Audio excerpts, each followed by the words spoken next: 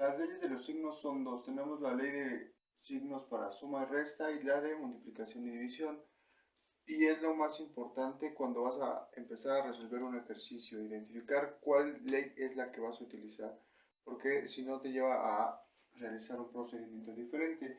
La ley de signos de suma y resta nos dice que tenemos que juntar las cantidades que tienen el mismo signo. Esto es, dos o más cantidades que tengan el mismo signo, las vamos a juntar y les vamos a dejar el signo. El paso número 2 nos dice que tenemos que separar las cantidades que tienen signos diferentes y vamos a dejar el signo del mayor. En este caso tenemos un más 15 menos 8, el número más grande es positivo, entonces mi resultado va a ser positivo y la diferencia de estos dos es 7. Si nosotros tenemos menos 17 más 9, el resultado es más 8. En este caso, la palabra clave es juntar. ¿Qué vamos a hacer? Vamos a juntar las cantidades que tienen el mismo signo y eso nos va a dar un resultado con el mismo signo que tienen nuestras cantidades. Y en el paso número 2 la palabra clave es separar. ¿Qué tenemos que hacer? Vamos a separar las cantidades que son con diferente signo y tenemos que dejar el signo del mayor.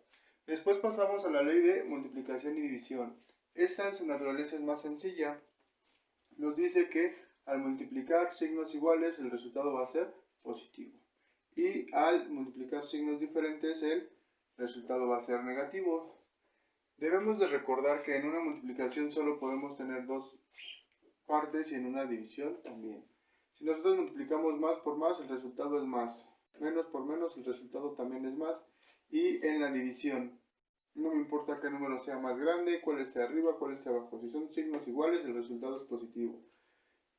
Al pasar a tener signos diferentes, nuestro resultado va a ser negativo. No me importa cuál esté primero, cuál esté en segundo lugar, cuál sea más chico o cuál sea más grande. En ambos casos, en la multiplicación y la división, signos diferentes, el resultado es negativo. Ahora vamos a hablar sobre el álgebra. ¿Qué es el álgebra? El álgebra es la rama de las matemáticas que utiliza símbolos y lo más utilizado pues son las letras. ¿Qué es lo que está pasando? Siempre que tú tengas que escribir un número pero no sepas cuánto es exactamente o que puede variar, le vas a poner una letra. ¿Cuál letra? La que tú quieras. Las que más se utilizan son las X, las Y, la A y la B, pero cualquier letra puede representar un valor que cambie en el tiempo y esta se conoce como incógnita o variable. Esta puede tener varios elementos.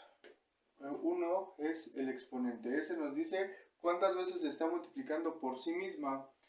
2. Una constante. Esa cuántas veces tienes esa variable o cuántas veces se repite. Y un signo. Esta puede ser positiva o negativa. ¿Cuál es la diferencia entre la constante y la variable?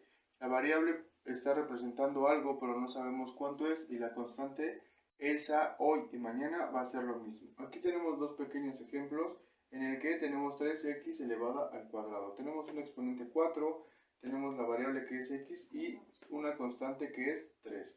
En la otra tenemos menos 4x elevada a la quinta potencia. Y aquí tenemos la variante. Nosotros debemos de saber bien que si no tiene signo en automático es positiva y cualquier diferencia pues la marcamos. Otra cosa que debes de dominar a la perfección es que una letra, aunque no lo escribas, aunque no los tenga presentes, tiene todos estos elementos. ¿Cuál? Si no tiene signo en automático es positivo, si no está acompañado de un número en automático es 1 y si no tiene un exponente en automático es 1. Y esto siempre va a ser. Todos estos elementos están presentes dentro de esta.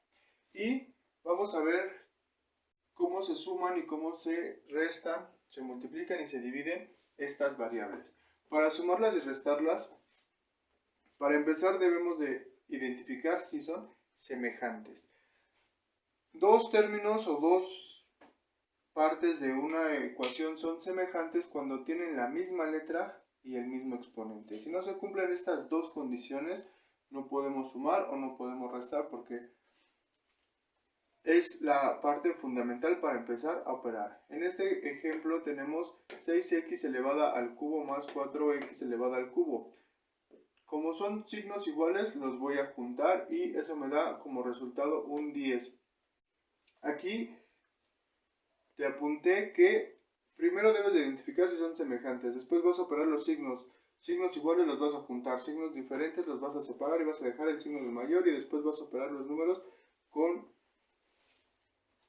lo anterior. Entonces aquí tenemos signos iguales, nos da positivo. Signos iguales, que en este caso los dos son negativos, nuestro resultado va a ser negativo. Solo estamos operando los signos y los números. Las letras pasan igual, los exponentes no hacen absolutamente nada. Ahora, analizando la multiplicación y la división, aquí no me importa si son semejantes o no. Lo que voy a operar son los signos, después los números, los exponentes. En el caso de la multiplicación, los exponentes se suman. En el caso de la división, los exponentes se restan. Entonces yo aquí empiezo a operar que es más, digo menos, por más, el resultado es negativo. 6 por 8, 48. Y el exponente 3 y el exponente 2 sumándolos me da a elevado a la 5. En el segundo ejemplo tenemos menos por menos me da más. 4 por 5, 20. Y B6 por B5 sumo los exponentes y me da B elevado a la potencia 9. En el caso de la división, si no tiene signo en automático ya sé que es positivo. Entonces tengo signos diferentes, mi resultado es negativo. 10 dividido entre 2, mi resultado es 5. Y los exponentes ahora los voy a restar. 5 menos 2, el resultado me da x elevado a la tercera potencia. Lenguaje algebraico. En el lenguaje algebraico, ¿qué vamos a ver? Tenemos que resolver problemas por medio de ecuaciones. Y lo que debemos de entender bien es que una ecuación es una igualdad con una o más variables. Aquí tenemos un pequeño ejemplo en el cual tenemos que x más 5 es igual a 12. El objetivo siempre va a ser encontrar el valor de x. ¿Y esto cómo se hace? Despejando. ¿Qué es despejar? Despejar es acomodar moviendo todo lo necesario. Yo tengo dos lados o dos partes, dos identidades, en las cuales yo puedo mover las partes que sean necesarias, pero con la condición de que debe de pasar ejecutando la operación contraria. Si está haciendo una potencia se va a convertir en una raíz, si está multiplicando se va a hacer división y si está sumando va a pasar en forma de resta. Aquí tenemos un pequeño ejemplo de la misma ecuación anterior, tenemos x más 5 es igual a 12. Entonces el elemento que yo voy a mover es el 5 que está sumando y va a pasar restando. Lo acomodo, estos dos números son de la misma naturaleza y puedo ejecutar la operación. Yo encuentro el valor de 7. Ese es lo que vale la x en mi ecuación, en mi problema. Cuando tenemos problemas y queremos resolverlos, planteamos las ecuaciones. ¿Y cómo se hace esto? Nosotros debemos de identificar las palabras claves. ¿Las palabras claves cuáles son? Las que nos indican qué operación es lo que tenemos que hacer. Aquí tengo unos pequeños ejemplos. La palabra unión o aumento nos va a mandar a que tenemos que hacer una suma. Con nuestras variables, con nuestros datos vamos a hacer sumas. Si nosotros encontramos palabras como separación o disminución menor que, entonces vamos a ejecutar una resta. Cuando encontramos el producto, el doble, el triple multiplicado por, entonces nos pide que hagamos una multiplicación. Y cuando están hablando de cocientes de entre 2, entre 3, nos manda a ejecutar una división. Nosotros podemos sacar cualquiera de estas operaciones dependiendo de las palabras clave. Los tipos de triángulos son tres: equilátero, isósceles y escaleno. Estos se dividen de acuerdo a sus características. Nosotros ya sabemos que un triángulo tiene tres lados y tres ángulos y también todos cuentan con tres vértices. Los lados pues son los que forman la figura, los vértices son las esquinas y los ángulos son la separación entre cada lado. El equilátero es el triángulo que tiene sus tres lados iguales y sus tres ángulos también son iguales.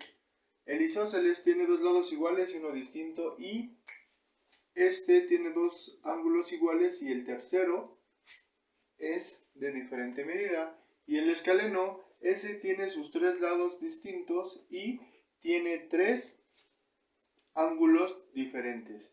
Es con el que más vamos a trabajar. Lo que debes de saber es que la suma de los ángulos interiores es de 180 grados. En este, los 3 ángulos son iguales y miden 60 grados. En este pueden variar y en este la característica es que tenemos un ángulo recto, un ángulo de 90 grados, que eso es lo más importante. En los triángulos rectángulos o en los triángulos escalenos, nosotros tenemos la hipotenusa y los catetos. Y lo importante es saber identificar cuál es la hipotenusa. La hipotenusa es la que se encuentra frente al ángulo recto y es el lado más largo de este tipo de triángulos. También lo denominamos siempre por la letra C. Y los catetos, ¿qué son los catetos? Los catetos son los lados que forman el ángulo recto. Y esos dos tienen medidas diferentes y se denominan por la letra A y por la letra B.